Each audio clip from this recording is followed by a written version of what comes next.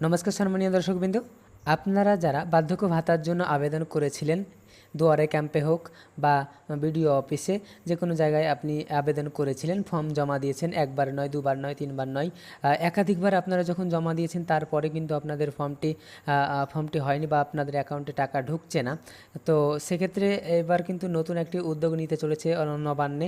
আমি বিস্তারিত এই ভিডিওতে বলবো যে আপনারা যারা নতুন আবেদন করেছিলেন তাদের কিন্তু টাকা ঢোকা শুরু হবে খুব শীঘ্রই, এমনটা কিন্তু জানা যাচ্ছে।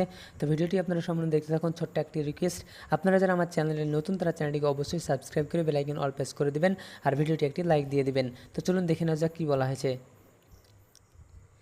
তো এই বার্ধক্য ভাতা সংক্রান্ত একটি প্রতিবেদন থেকে আপনাদেরকে বোঝানোর চেষ্টা করব।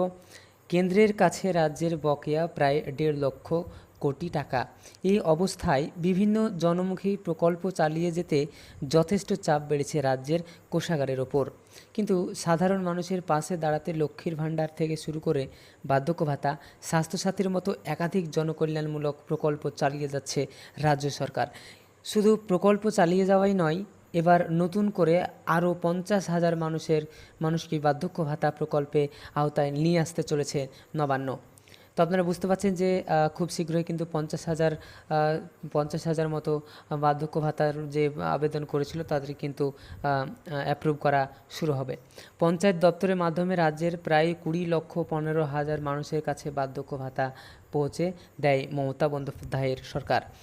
প্রতি মাসে 1,000 টাকা করে আর্থিক সহায়তা প্রদান করা হয়। মাসের শুরুতে সরাসরি ব্যাংক অ্যাকাউন্টে ঢোকে এই টাকা। রাজ্য সরকারের এই পদস্থ কর্তা জানিয়েছেন, ইতিমধ্যে 50,000 নতুন উপভোক্তার নাম নির্দিষ্ট পোর্টালে তোলা শুরু হয়েছে। এই কাজ দ্রুত শেষ করার নির্দেশ দেওয়া হয়েছে, ফলে শীঘ্রই নতুন উপভোক্তাদের ব্যাংক অ্যাকাউন্টে টাকা ঢুকবে। তো এখানে আপনারা বুঝতে পারলেন যে এই জায়গাটুকু শুনে আপনারা বুঝতে পারলেন যে খুব একটি খুশি সংবাদ বলা যেতে পারে যে কাজ কিন্তু অলরেডি শুরু হয়ে গেছে। 50,000-এর বেশি এখানে আবেদন অ্যাপ্রুভ করা হবে, গ্রহণ করা হবে, মানে 50,000 উপভোক্তার অ্যাকাউন্টে টাকা দেওয়ার কার্যকলাপ শুরু হয়ে গিয়েছে। তো এখানে কি বলা হয়েছে আরও জানবো। 2021 সালে বার্ধক্য ভাতা বাড়িয়ে 1,000 টাকা করে মুখ্যমন্ত্রী মমতা বন্দ্যোপাধ্যায়। প্রসঙ্গত, পঞ্চায়েত দপ্তরের মাধ্যমে যে বার্ধক্য ভাতা দেওয়া হয় তার খুব সামান্য অংশ দেয় কেন্দ্র। 60 থেকে 80,000-এর মধ্যে থাকা বার্ধক্য ভাতা প্রাপকদের জন্য 200 টাকা করে দেয় কেন্দ্র। 80 ঊর্ধ্বদের জন্য দেয় 300 টাকা। 1,000-এর মধ্যে বাকি টাকা দেয় রাজ্য। ফলে প্রতি মাসে এই খাতের জন্য প্রয়োজনীয় 150 কোটি টাকার অধিকাংশই দিতে হয় রাজ্য কোষাগার থেকেই।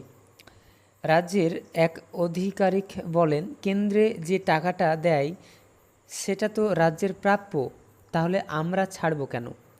তাই কেন্দ্রীয় পোর্টালে 50,000 নতুন উপভোক্তার নাম নথিভুক্ত করার কাজ চলছে।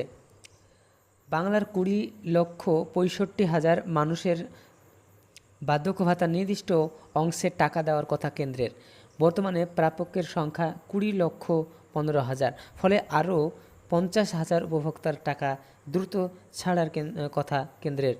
প্রসঙ্গত, পঞ্চায়েতের দপ্তর ছাড়াও রাজ্য সরকারের সমাজ কল্যাণ দপ্তর, কৃষি দপ্তর, অনগ্রসর শ্রেণী উন্নয়ন দপ্তরের মাধ্যমেও কয়েক লক্ষ মানুষের কাছে বার্ধক্য ভাতার আর্থিক সহায়তা পৌঁছে দেওয়া হয়। সহায়তার অঙ্ক 1,000 টাকা করার পাশাপাশি বছর 3 আগে সমস্ত দপ্তরের মাধ্যমে বার্ধক্য ভাতাকে জয় বাংলা নাম দিয়ে এক ছাতার তলায় নিয়ে আসেন মুখ্যমন্ত্রী।